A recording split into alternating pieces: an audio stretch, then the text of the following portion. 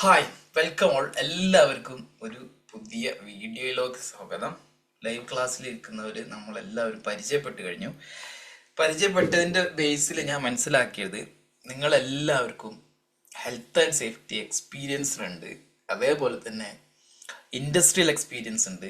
കൂടുതൽ പേരും ഒരുപാട് വർഷത്തെ എക്സ്പീരിയൻസ് ഉള്ളവരും ഒരുപാട് നല്ല കമ്പനീസിൽ വലിയ സേഫ്റ്റി റോള് ഉള്ളവരുമാണ്, പിന്നെ സേഫ്റ്റി കോഴ്സ് പഠിച്ചവരുമാണ്. പക്ഷെ ചില ആളുകളൊക്കെ നേരത്തെ എക്സാം എഴുതിയിട്ട് ഫെയിലായി പോയിട്ടുണ്ട്. IG1 എക്സാമാണ് കൂടുതലും ഫെയിലായി പോയിട്ടുള്ളത്. IG2 കൂടുതൽ ആളുകൾ പാസ്സായിട്ടുണ്ട്. എത്ര ആളുകൾ IG1 IG2 പാസ്സാവുന്നുണ്ട്, ഫെയിൽ ആവുന്നുണ്ട്? അത് ഭയങ്കര കോൺഫിഡൻഷ്യൽ. അത് നബോഷ് പുറത്ത് വിടാറില്ല. ഒരു ബാച്ചിൽ ഇത്ര ആളുകൾ പാസ്സാകും, എത്ര ആളുകൾ ഫെയിലായി ഓരോ ഇയർ എക്സാം നടക്കുമ്പോഴും. പക്ഷെ അതൊരു അൺഒഫീഷ്യൽ ആയിട്ടുള്ള കണക്ക് പറയുകയാണെങ്കിൽ സാധാരണ ഇങ്ങനെ പറയാറുണ്ട്, ഒരു 60% സ്റ്റുഡൻസ് പാസ്സാകലുണ്ട് ഇപ്പോൾ ഓപ്പൺ ബുക്ക് എക്സാമിനേഷൻ ആയതിനു ശേഷം. ഒരു 40% ആളുകൾ ഫെയിൽ ആവലുണ്ട്. അങ്ങനെ പറഞ്ഞാൽ ഇപ്പം ഈ ബാച്ചിൽ ഓക്കെ 10 പേരാണെന്നെങ്കിൽ നിങ്ങൾ 4 പേര്, ഇപ്പോൾ 12 പേര് പാർട്ടിസിപ്പൻസ് ഉണ്ട്. ഓക്കെ, അതിൽ ഒരാൾ ഞാനാണ്.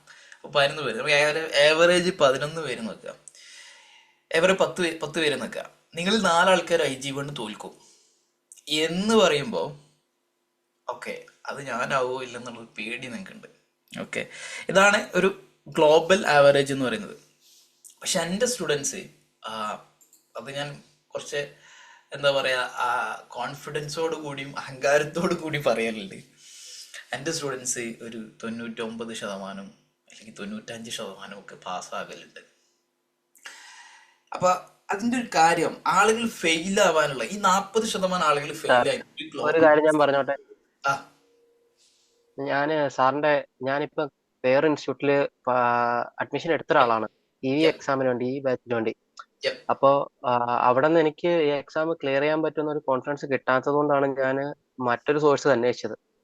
ഓക്കെ, ഞാൻ അങ്ങനെ യൂട്യൂബിൽ നന്നായിട്ട് വരവിട്ടാണ് സാറിന്റെ ക്ലാസ്സിനെ പറ്റി കിട്ടിയത്. ഞാൻ അങ്ങനെയുണ്ട്. സാർ എനിക്ക് തന്ന വീഡിയോസ് കേട്ടതിന് ശേഷമാണ് എനിക്ക് എല്ലാ കാര്യങ്ങളും പ്രോഗ്രസ് ഉണ്ടായത്. സാറ് ഞാൻ വലിയൊരു ഹ്യൂജ് എമൗണ്ട് പേ ചെയ്തെടുത്ത് കിട്ടുന്നതിലും സാറ്റിസ്ഫാക്ഷൻ എനിക്ക് ഇവിടുന്ന് കിട്ടിയിട്ടുണ്ട്. താങ്ക് യു ഞാൻ സോ എന്റെ കൂടെ ഒരു 3-4 ഫ്രണ്ട്സ് ഇപ്പം ചെയ്യാൻ വേണ്ടി നിൽക്കുകയാണ്. ഓക്കെ, അവരും പുറത്തോട്ട് നോക്കുന്നുണ്ട്. അപ്പം ഞാൻ അവർക്ക് ഉറപ്പായിട്ടും സാറിന്റെ നമ്പർ റെഫർ ചെയ്യാൻ വേണ്ടി ഇരിക്കുകയായിരുന്നു. എന്റെ കാര്യം ഫസ്റ്റ് ഒന്ന് കഴിയാൻ വേണ്ടി വെയിറ്റ് ചെയ്യാം. Thank you so much, thank you, അതിപ്പോ പറഞ്ഞില്ലേ പിന്നെ വേറെ ഒരു അവസരത്തിൽ പറയാൻ പറ്റിയെന്ന് വരില്ല. അതുകൊണ്ട് തന്നെയാണ് പറയുന്നത്. Thank you so much for that. Really really thank you. കാര്യം എന്താ വെച്ചാൽ ആളുകൾ തോൽക്കാനുള്ള കാര്യം എന്താ വെച്ചാൽ അവർക്ക് നോളജ് ഇല്ലാഞ്ഞിട്ടല്ല, അവർക്ക് ഇൻഡസ്ട്രിയൽ എക്സ്പീരിയൻസ് ഇല്ലാഞ്ഞിട്ടല്ല, പകരം നെബോഷിന്റെ എക്സ്പെക്ടേഷൻസ് എന്താണെന്ന് അറിയാത്തതുകൊണ്ടാണ് സത്യം. അതായത് നമ്മൾ ഒരു സാധാരണ എക്സാമിനെ അപ്രോച്ച് ചെയ്യുന്ന രീതിയിൽ ഇപ്പം നമ്മൾ മുമ്പ് ഇപ്പം ഇതിൽ മാസ്റ്റേഴ്സ് കഴിഞ്ഞവരുണ്ട്, അതേപോലെ തന്നെ എഞ്ചിനീയറിംഗ് ഡിഗ്രി കഴിഞ്ഞവരുണ്ട്.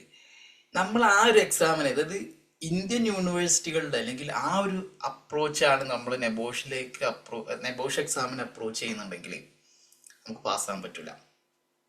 സത്യം, പാസ്സാകാൻ പറ്റില്ല. അത് പാസ്സാവണം എന്നുണ്ടെങ്കിൽ എന്താണ് നെബോഷിന്റെ എക്സ്പെക്ടേഷൻ എന്ന് മനസ്സിലാക്കണം. ആ, ഒരു കാര്യം പറയലുണ്ട് എപ്പോഴും.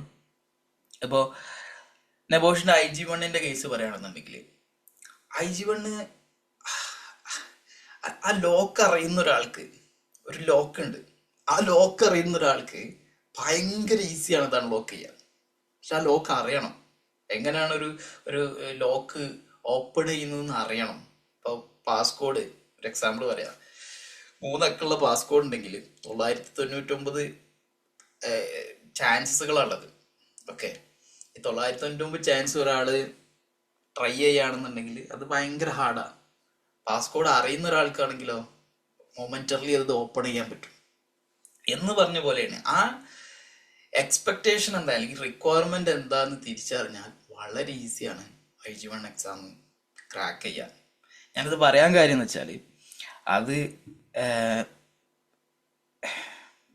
എനിക്കറിയില്ല, ഒരു മോർ ദാൻ 1000 കാൻഡിഡേറ്റ്സ് എൻ്റെ ഒരു ട്രെയിനിങ്ങിലൂടെ അല്ലെങ്കിൽ എൻ്റെ ഒരു ഗൈഡൻസിലൂടെ പാസ്സായി. ഞാൻ ഭയങ്കര അഭിമാനം കൊള്ളുന്നൊരു വിഷയമാണത്.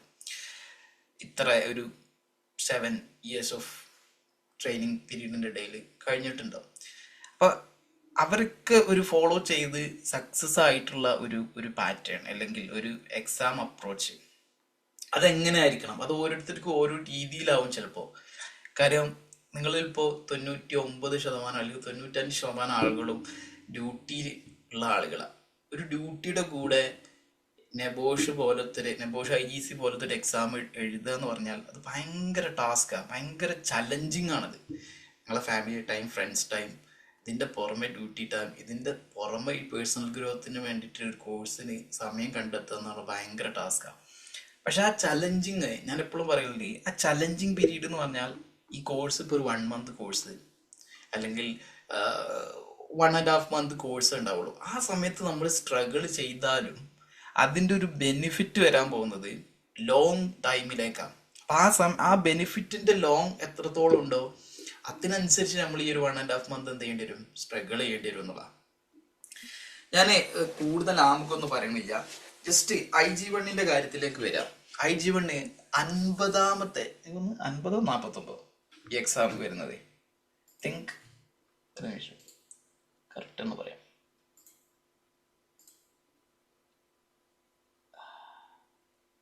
യെസ് 50ാമത്തെ ഓപ്പൺ ബുക്ക് എക്സാമിനേഷൻ ആണ് ഈ മാസം ജൂൺ 2005 നടക്കാൻ പോകുന്നത്. ഈ 50ാമത്തെ ഓപ്പൺ ബുക്ക് എക്സാമിനേഷൻ എന്ന് പറഞ്ഞാൽ 49 ഓപ്പൺ ബുക്ക് എക്സാമിനേഷൻ കഴിഞ്ഞു, അതിൻ്റെ ക്വസ്റ്റ്യൻസ് എന്തായിരുന്നു എന്ന് കഴിഞ്ഞു, അതിൻ്റെ ഐഡിയൽ ആൻസർ എന്തായിരുന്നു എന്നുള്ളതും നിങ്ങളുടെ മുന്നിലുണ്ട്. ചിലപ്പോൾ 1-2 പേപ്പർ കിട്ടാനുണ്ടായിരിക്കും, അത് ഇപ്പോൾ അടുത്ത സമയത്തായിട്ട് അപ്ലോഡ് ചെയ്യും. എനിക്കൊന്ന് ലാസ്റ്റ് മന്തിൻ്റെ എക്സാം പേപ്പർ നിങ്ങളുടെ കയ്യിലില്ല തോന്നുന്നുണ്ട്.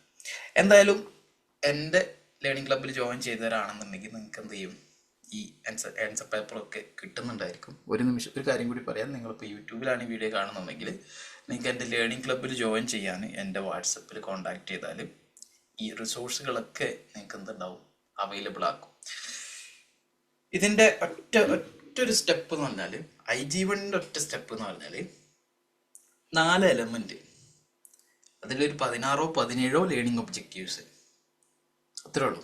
അത് കറക്റ്റ് മനസ്സിലാക്കുക. അത് മനസ്സിലാക്കാൻ നിങ്ങൾക്ക് ഓൾറെഡി വീഡിയോ ക്ലാസ്സസുകൾ തന്നിട്ടുണ്ടാവും, IG1 ടെക്സ്റ്റ് ബുക്ക് തന്നിട്ടുണ്ടാവും. അതിലൂടെ നിങ്ങൾ പോയാൽ തന്നെ നിങ്ങൾക്ക് അത് കറക്റ്റ് മനസ്സിലാവും എന്താണ് സബ്ജക്റ്റ് എന്നുള്ളത്. സബ്ജക്റ്റ് അറിയാത്തതിൻ്റെ പേരിലല്ല ആരും തോൽക്കുന്നത്. ഒന്നും കൂടി പറയാം, നിങ്ങൾക്ക് സബ്ജക്റ്റ് അറിഞ്ഞതിൻ്റെ പേരിൽ നിങ്ങൾ ജയിക്കൂല, ടോപ്പിക്സ് അറിഞ്ഞതിൻ്റെ പേരിൽ നിങ്ങൾ ജയിക്കൂല. പിന്നെ അത് ഫസ്റ്റ് സ്റ്റെപ്പ് മാത്രമാണ്, ടോപ്പിക്സ് അറിയാവുന്നത്. രണ്ടാമത്തെ സ്റ്റെപ്പ് IG1 എക്സാമിൻ്റെ പാറ്റേൺ മനസ്സിലാക്കുക. അതിൻ്റെ ഒരു സിനാരിയോ ഉണ്ടാവും.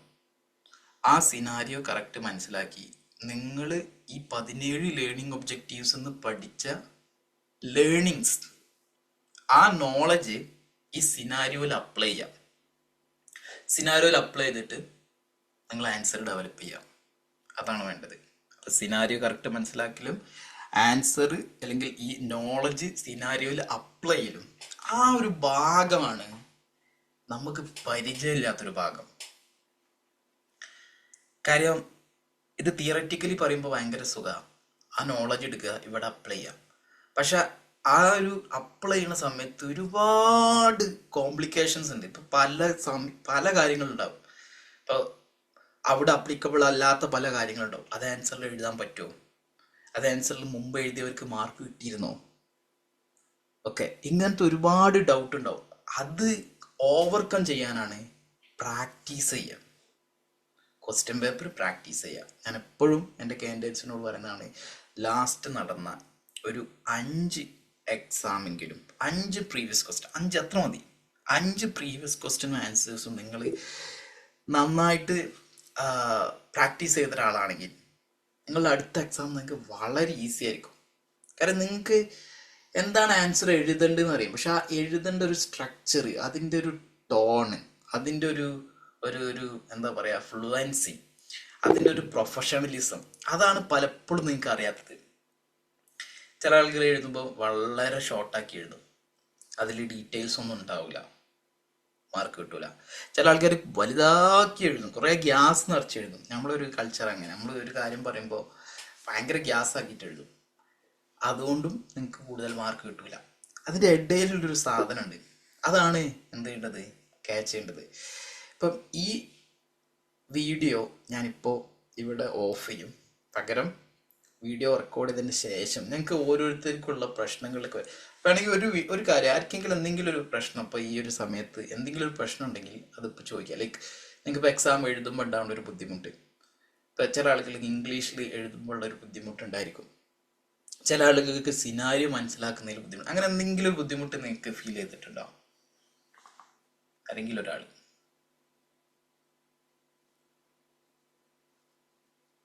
Sir hello. പറഞ്ഞോളൂ, കേൾക്കുന്നുണ്ട്. സർ ഞാൻ ഗോകുലാണ്. സർ ആ എൻ്റെ പ്രശ്നം എന്താണെന്ന് വെച്ചാൽ എനിക്ക് ഒരു കാര്യം മനസ്സിലാവും, പക്ഷെ അത് ഇലാബറേറ്റ് ചെയ്യാൻ കുറച്ച് ബുദ്ധിമുട്ടുണ്ട് എൻ്റെതായിട്ടുള്ള രീതിയിൽ. പിന്നെ എൻ്റെ വേറൊരു പ്രശ്നം എന്ന് പറഞ്ഞാൽ എനിക്ക് ടെൻഷൻ ഇച്ചിരി കൂടുതലുള്ള ഒരാളാണ്, അതെനിക്ക് എപ്പോഴും മെനയായിട്ടുണ്ട്. പിന്നെ വേറൊരു പ്രശ്നം എന്ന് പറഞ്ഞാൽ ഈ സിനാരിയോ വായിക്കുമ്പോൾ മനസ്സിലാവും, ഉം. പക്ഷെ ഒരു കുറച്ച് കഴിഞ്ഞ് കഴിയുമ്പോൾ അതിനെപ്പറ്റി ചോദിച്ചു കഴിഞ്ഞാൽ അറ്റമൂലയ്ക്ക് ഓർമ്മ വരത്തുള്ളൂ. എല്ലാ സ്ട്രക്ചർ കറക്റ്റായിട്ട് ചെയ്യാനൊരു ബുദ്ധിമുട്ടുണ്ട്, ഓക്കെ മനസ്സിലാക്കിയെടുക്കാൻ. ഓക്കെ വായിക്കുന്ന സമയത്തെല്ലാം ഓക്കെ, ഇംഗ്ലീഷിൽ വായിക്കും, പക്ഷെ ഉം. മനസ്സിലാക്കിയെടുക്കാൻ കുറച്ച് ബുദ്ധിമുട്ടാണ്. ഓക്കെ, മനസ്സിലായി മനസ്സിലായി. ഇതിനൊരു സൊല്യൂഷൻ എന്നുള്ളത് എനിക്ക് പറയാനുള്ളത്, ഇത് ഒരുവിധം എല്ലാവർക്കും ഉണ്ടാവണ, നിങ്ങളൊരു സ്പെഷ്യൽ കേസ് അല്ല ഇതിൽ, നിങ്ങൾ ഈ പറഞ്ഞത് എല്ലാവർക്കും ഉണ്ടാവുന്ന പ്രശ്നമാണ്. ഇപ്പോൾ ഒരു സിനാരി വായിക്കുമ്പം സിനാരിയൊക്കെ ഒരു 2 hour മൂവി കണ്ട പോലെ ഒരുപാട് കാര്യങ്ങളുണ്ടാവും അതിൽ. ഒരുപാട് ത്രില്ലർ മൂവി കണ്ട പോലെ ചില കാര്യങ്ങളൊന്നും കണക്ട് ചെയ്യേണ്ട ആവശ്യം ഉണ്ടാവില്ല. പക്ഷേ ചില കാര്യങ്ങൾ നമുക്ക് അതിൽ ആവശ്യമുള്ളതുണ്ടാവും. ആ സിനാരി വായിക്കുമ്പോൾ തന്നെ അത് എന്താണ് ആവശ്യമുള്ളത്, എന്താണ് ആവശ്യമില്ലാത്തത് എന്ന് തിരിച്ചറിയാനുള്ളൊരു സ്റ്റേജ് ഉണ്ട്. ആ സ്റ്റേജ് എത്തണം എന്നുണ്ടെങ്കിൽ, ഇപ്പം നമ്മളൊരു ക്വസ്റ്റ്യൻ വായിക്കുമ്പോൾ ആ ക്വസ്റ്റ്യനിൽ എന്തൊക്കെ ആൻസർ ഉണ്ടാകും എന്നുള്ളത്, ആൻസർ എന്തൊക്കെ എഴുതണം എന്നുള്ളത് സിനാരിയോ വായിക്കുമ്പോൾ തന്നെ നമുക്ക് മനസ്സിലാവണം. ഞാൻ എപ്പോഴും പറയല്ലേ, സിനാരിയോ നിങ്ങൾ 3 തവണ വായിക്കണം. നിങ്ങൾ 3 തവണ വായിക്കുമ്പോൾ നിങ്ങൾക്ക് 3 കാര്യങ്ങൾ പുതിയതായിട്ട് അതിന് കണ്ടെത്താൻ കഴിയും. ഞാൻ ഞാൻ ഇപ്പോൾ പറഞ്ഞ പോലെ 50 സിനാരിയോ വായിച്ചിട്ടുണ്ടാവും അല്ലെങ്കിൽ കണ്ടിട്ടുണ്ടാവും. അതേപോലെ തന്നെ മോഡൽ ആൻസർ വേറെ ഉണ്ട്. എന്നാലും എനിക്ക് പുതിയത് സിനാരിയോ കാണുന്ന സമയത്ത് ഒരു തവണ വായിക്കുമ്പോൾ 2ാം തവണ വായിക്കുമ്പോൾ ഇത് നേരത്തെ വായിച്ചപ്പോൾ ഇത് കണ്ടില്ലല്ലോ എന്ന് കരുതാറുണ്ട്, സത്യത്തിൽ, ടു ബി ഓണസ്റ്റ്. ഓക്കെ, എന്തായാലും ഈ വീഡിയോ ഇപ്പോൾ ഇവിടെ അവസാനിക്കും. നിങ്ങളെല്ലാവരും റീജോയിൻ ചെയ്യണം. ഓക്കെ, വീഡിയോ സെയിം ലിങ്ക് ഉപയോഗിച്ച് നിങ്ങൾ എന്ത് ചെയ്യണം, റീജോയിൻ ചെയ്യണം. Okay, thank you for watching the video.